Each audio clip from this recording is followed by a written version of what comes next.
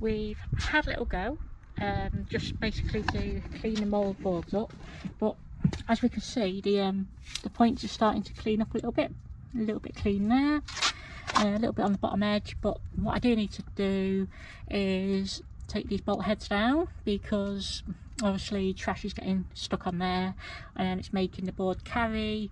And what we're going to do is just clean some of the surface rust off as well. So that's what we're going to be doing today. A little bit of a breeze, so we got the fan just to try and like blow all the dust away really. Yeah, so if you haven't already, don't forget to like and subscribe. All helps the channel to grow and helps us to make more videos for you. Voiceover time, I guess. I'm not really a big fan of voiceovers personally, but yeah, it could be a bit of a boring video if not. So we are currently working on the Ransom's Robin Plough. It's a TS54A. I believe it's a competition plough. Unfortunately, it doesn't have any skims on it. So if anyone knows of any skims available that are reasonably priced, I do need skims and holders for them as well. Yeah, never used it. I've had the plough now for probably getting close on 25 years, with the intention of always trying to do a little bit of ploughing with it. But because we've never really had any transport for the tractor and the plough, we've always had to, you know, drive it on the road wherever we go with it. We've never really attended anywhere really. So yeah, we're just getting the plough ready now, just for giving the T20 a test once the hydraulic rebuild's complete. Give it the best chance possible, and instead of spending loads of time just, you know, carrying dirt and not cleaning the boards, I thought it'd be a good idea to give the boards a quick clean up first, in the hope that they'll shine up a lot quicker. So as we can see, on the plough is the galvanised frame, which was originally made to go on like a 9-hole drawbar and then fixed with a top link to put an old army ammo box on, basically for road runs, etc. Just somewhere to put a couple of tools, bottle of water, some snacks, etc. But luckily, and this is purely by luck, it fits quite nicely onto the position it's in there on the plough. It doesn't fit on the weight frame on the front of the T20 because the supporting bar inside's too long. But if I had known at the time, before I got it galvanised, I think I probably will have cut that a bit shorter so that it fitted on the weight carrier on the T20. So at the moment it's not too bad. We can still run it on the 9-hole drawbar, or as you can see there, it goes on the plough. Whether it fits onto the TS59J is another matter. The metal on the 59 is quite a bit thicker. I don't see that being a problem, but the distance between the legs where it's fitted now, looking at it, it looks short, but that could just be an optical illusion. A few things to be aware of coming up on the channel. We will, while we're in the process of waiting for bits for the T20, we will be having a look at the Ford Sierra. So this is a Mark 1 Ford Sierra. It's got a 1.8 Pinto in it. Now, lots of people I've spoken to have said that Pintos were only 1.6 and 2 litre. If it was 1.8, it was a CVH engine, which I was always led to believe. But no, it is a 1.8 genuine Pinto engine. And I've had the car now for 6 or 7 years. When I got it, it wasn't running. I stored it on a friend's farm for 12 months in their barn. They kindly let me store it there while I was working away, and I just never ever got around to doing anything with it. But that has changed, and we will have a video coming very shortly on the Mark 1 Sierra, a will it start video, which should be quite good. And the problem we have with it is, when we got it, in the footwell was a spare ECU and a spare coil, so that's led me to believe that the previous owners had ignition problems of some description, and there was a spare dizzy cap as well. Now, the problem that we've got is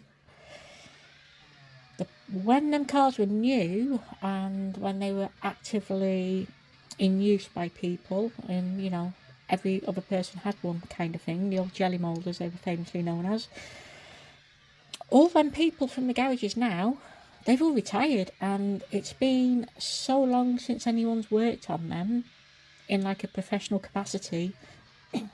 Trying to actually find information out to see what's what with the ignition and stuff is proving very challenging. So what we've done is we've got a Haynes manual, and to be really fair to Haynes, back in the day their manuals were really comprehensive, and the manual has a full wiring schematic in it for the 3 different types of ECUs or electrical systems that are on the car.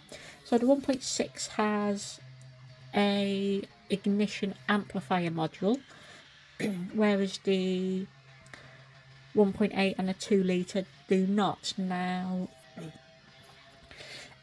I can't see an ignition amplifier module anywhere on this car, so people are telling me that it should have one, and if it's a Pinto it must be a 1.6 because it's not a 2 litre. So we have been looking and looking and looking. Had a friend come and look who used to work on them years ago, and he's adamant with me there's no ignition module. There's no signs of any ignition module ever being fitted, and somebody's taking it off, which is why there's no spark. And yes, it's turning into a bit of a headache, and it's an interesting video. I will show you what happens and how it pans out. It's an interesting video. One of the other things is we are doing a bit of a shed build at the moment. Now, if people would like to see footage of that, then we can do some video into that and we can upload that if people are interested in that. If they're not, then let us know in the comments and we will not bore you with that. But it's going to be a long project, mainly just because of time and finances, so it would only be in dribs and drabs, just a video now and again. But it's interesting to know. Let us know in the comments what you like in videos, and you know what you think I could do to make them better. Be much appreciated, and yeah, definitely help the channel, and it will help me make better content for people as well. So don't forget to like and subscribe. Do really appreciate the support from people and the words of encouragement, and yeah, hopefully we can do some more interesting things and have a bigger and better channel at the end of it. So thank you very much for watching this video. There's a couple of minutes left at the moment, and yeah, we will soon have the T20 back up and going. So one thing I want to say is, even though all the problems I've had with the T20 with parts, etc., the companies have been brilliant with correcting the problems, and yeah, basically named and shamed out of pure frustration, really, unfortunately. But like I say, the companies have been brilliant at correcting the problems.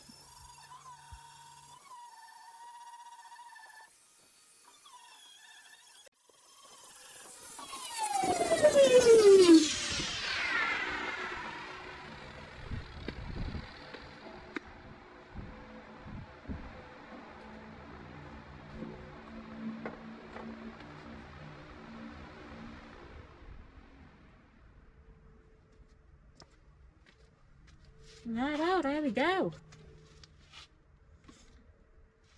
It's a bit dusty.